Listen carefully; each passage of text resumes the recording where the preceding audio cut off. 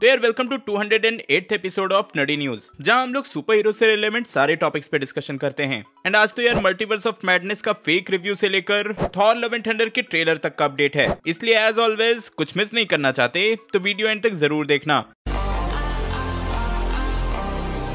तो चलो सबसे पहले बात कर लेते हैं doctor strange in the multiverse of madness के बॉक्स ऑफिस कलेक्शन पे।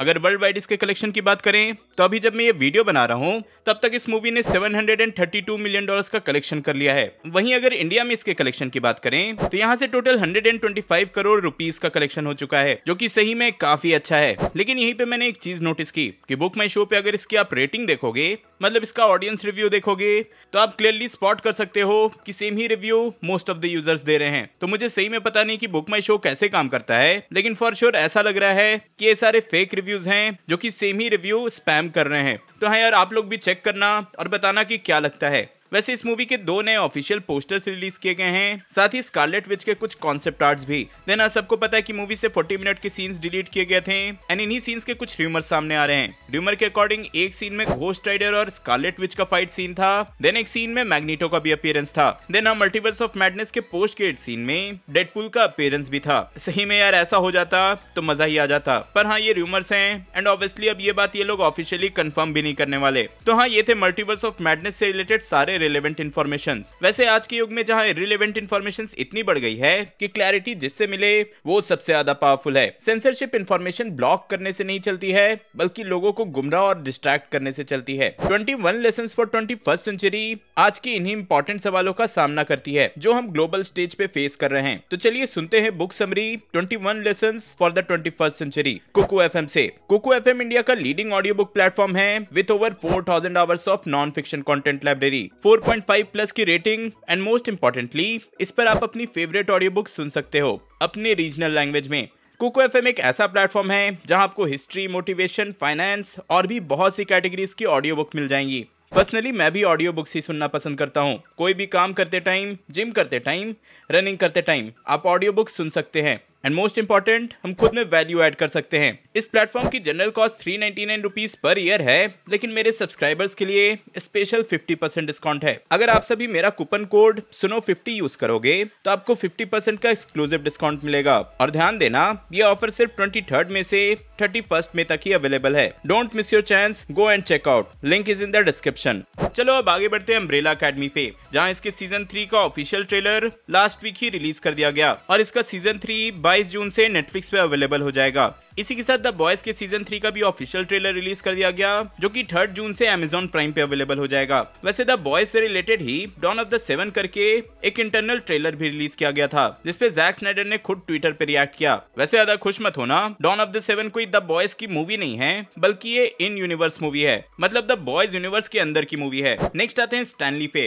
जो कि मुझे लगता है एक बहुत ही मेजर न्यूज है। तो मार्वल स्टूडियोज ने स्टैनली के कंपनी के साथ 20 साल का एक्सक्लूसिव डील किया है, मतलब अपने प्रीवियस डील को एक्सटेंड किया है। प्रीवियसली जैसे स्टैनली अपना कैमियो देते थे, तो as per new deal Marvel Studios अपने प्रोजेक्ट्स में स्टैनली का नाम, स्टैनली से रिलेटेड कुछ भी अब यूज कर सकता है एंड इवन वो चाहे तो डिजिटली स्टैनली का कैमियो भी करवा सकते हैं और प्रीवियस जो उनके पास अनयूज्ड फुटेज होंगे उसका भी ये लोग रीयूज कर सकते हैं। तो हाँ, इन फ्यूचर ऑफ MCU हमें मोस्टली स्टैनली का कैमियो तो नहीं, बट उनसे रिलेटेड ईस्टर एग्स जरूर देखने को मिलेंगे, और वो भी नेक्स्ट 20 साल तक। तो हाँ यार, पर्सनली मुझे ये बहुत ही अच्छा लगा, इसलिए मैंने बता दिया। चलो अब आगे बढ़ते हैं कुछ छोटे मगर मेजर अपडेट्स पे, जहां सबसे पहले है एक गेम। तो वार्नर ब्रदर्स की तरफ से एक मल्टीवर्सेस नाम का गेम आ रहा है, जिसका ट्रेलर रिलीज किया गया। अब मल्टीवर्सेस से आप समझ सकते हो कि इसमें वार्नर ब्रदर्स से रिलेटेड जितने भी कैरेक्टर्स हैं वो एक साथ दिख सकते हैं एंड इवन इस गेम के ट्रेलर में आप बैटमैन और शैगी को साथ में देख सकते हो, और साथ ही बहुत सारे दूसरे कैरेक्टर्स भी। देन लास्ट वीक ही शी हल्क का फर्स्ट ऑफिशियल ट्रेलर भी रिलीज किया गया,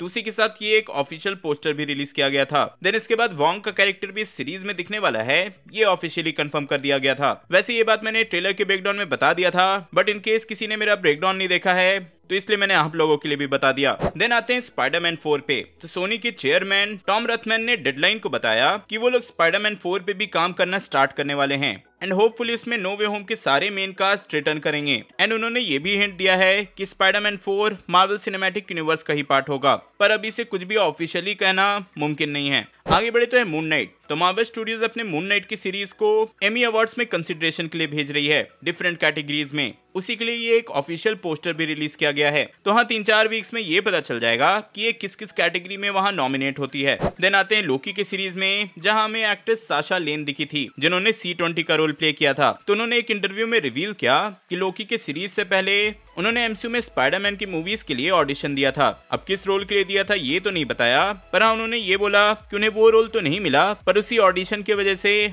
उन्हें लोकी में चांस मिला। अब स्पाइडरमैन की बात हुई है तो मैडम वेब की भी बात कर लेते हैं। तो मैडम वेब की मूवी की शूटिंग 2 से 3 वीक में स्टार्ट होने वाली है, ऐसा कुछ सोनी के चेयरमैन टॉम रथमैन ने कंफर्म किया। इसी के साथ आपने नो वे होम में एक्टर एरियन मोएट को देखा होगा जिन्होंने डैमेज कंट्रोल डिपार्टमेंट के एक एजेंट का रोल प्ले किया था। तो हाँ, इस कैरेक्टर का ऑफिशियली रिटर्न होने वाला है मिस मार्वल की सीरीज में भी। अब मिस मार्वल की बात हुई है तो ये ऑफिशियल एक मैगजीन कवर है जो कि इस सीरीज को लेकर रिलीज किया गया है। आगे यहीं पे आते हैं डेविड एयर के सुसाइड स्क्वाड पे, जहां कुछ मंथ्स पहले तक ही सारे फैंस डिमांड करने लगे थे सुसाइड स्क्वाड के एयर कट की, मतलब इस मूवी के डायरेक्टर्स कट की। तो इसी पे कमेंट करते हुए डेविड एयर ने बोला है कि उनका डायरेक्टर्स कट पूरी तरह से रेडी है, मतलब उनके कट को कोई भी रीशूट की जरूरत नहीं है, बस 2-4 जगह VFX इनकम्प्लीट है। तो हाँ, अगर वार्नर ब्रदर्स चाहे तो VFX को फिक्स करके उनका डायरेक्टर कट रिलीज कर सकता है, but I don't think so कि ऐसा होगा, सिंस जेम्स गन की सुसाइड स्क्वाड ऑलरेडी रिलीज हो चुकी है एंड काफी सक्सेसफुल भी रही है। अब जेम्स गन की बात हुई है तो उन्होंने कंफर्म कर दिया है कि गार्डियंस ऑफ द गैलेक्सी जो हॉलीडे स्पेशल आने वाली है डिज्नी प्लस पे, उसमें गार्डियंस के सारे मेंबर्स नहीं दिखने वाले, सिर्फ कुछ ही मेंबर्स दिखेंगे। नेक्स्ट आते हैं डिज्नी प्लस के एको सीरीज पे, जहां से ये एक ऑफिशियल स्टिल इमेज रिलीज किया गया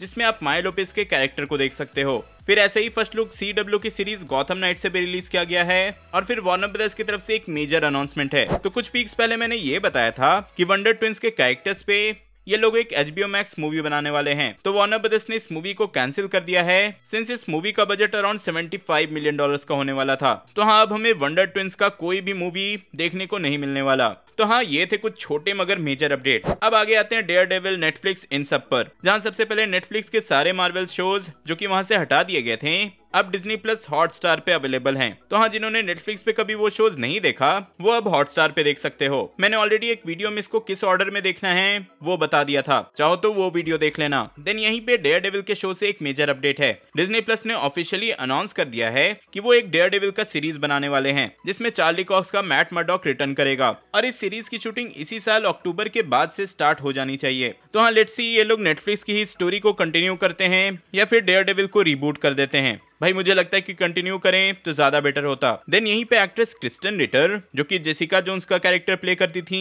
उन्होंने माइक कोल्टर के साथ एक सेल्फी शेयर की जो कि ल्यूक केज का कैरेक्टर प्ले करते थे, एंड ऑब्वियसली दोनों साथ में दिखे हैं। तो रूमर्स स्टार्ट हो चुके हैं कि शायद इन दोनों कैरेक्टर्स का MCU में एंट्री होने वाला है, पर हाँ अभी के लिए बस स्पेकुलेशंस हैं। इफ ऐसा कुछ ऑफिशियल न्यूज निकल कर आया तो मैं बता ही दूंगा। चलो अब आते हैं थॉर लव एंड थंडर पे, जिसके अपडेट्स का सभी वेट कर रहे होंगे। तो यार इसका फर्स्ट ऑफिशियल फुल ट्रेलर कल आने वाला है, मतलब इंडिया में ट्यूसडे 6 बजे इसे रिलीज कर दिया जाएगा। तो हाँ यार, जैसे ही आएगा मैं इसका ब्रेकडाउन तो करूंगा ही। इफ मिस नहीं करना चाहते तो अभी सब्सक्राइब कर देना। और हाँ, इफ ट्यूसडे को आ रहा है तो मेरा ब्रेकडाउन वेडनेसडे तक आएगा।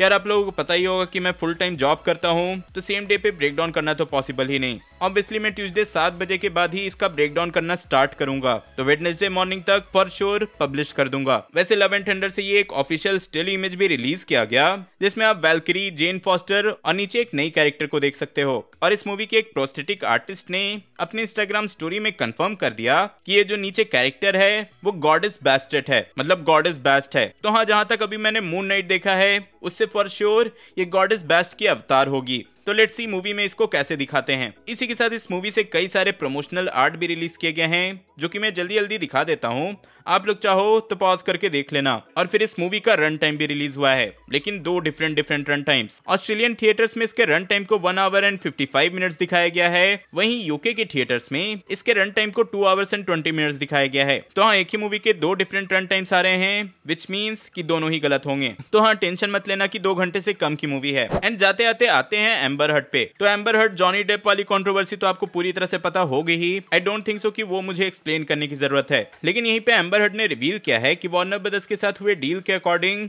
एक्वामैन 2 उनकी 3rd और फाइनल मूवी है। एंड जैसा अभी कंडीशन चल रहा है, आई डोंट थिंक सो कि एक्वामैन 2 के बाद वो दिखने वाली हैं। इवन उन्होंने ये भी बोला कि प्रीवियसली उन्हें जो स्क्रिप्ट दिया गया था उसमें उनका बहुत ही मेजर रोल था, लेकिन लेटर उन्हें एक नया स्क्रिप्ट दिया गया जिसमें उनके सारे मेजर सीन्स को कट कर दिया गया है। तो हाँ यार, फॉर श्योर समझो कि एक्वामैन 2 के बाद एम्बर हर्ड डीसी की मूवीज में नहीं दिखने वाली। तो यार ये थे इस वीक के अपडेट्स। होप सो कि आप पूरी तरह से अपडेटेड हो गए होंगे। इफ हाँ, तो वीडियो लाइक करना, शेयर करना एंड कुकू एफएम जरूर डाउनलोड करना। भाई बस 23 मई से 31 मई तक का ऑफर है, तो ये चांस बिल्कुल मिस नहीं करना। नेटफ्लिक्स के मार्वल शोज किस ऑर्डर में देखने हैं ये जानने के लिए ऊपर वाली वीडियो देखें एंड शी हल्क का मेरा ब्रेकडाउन देखने के लिए नीचे वाली। मैं जल्दी और नई वीडियो लेकर आऊंगा।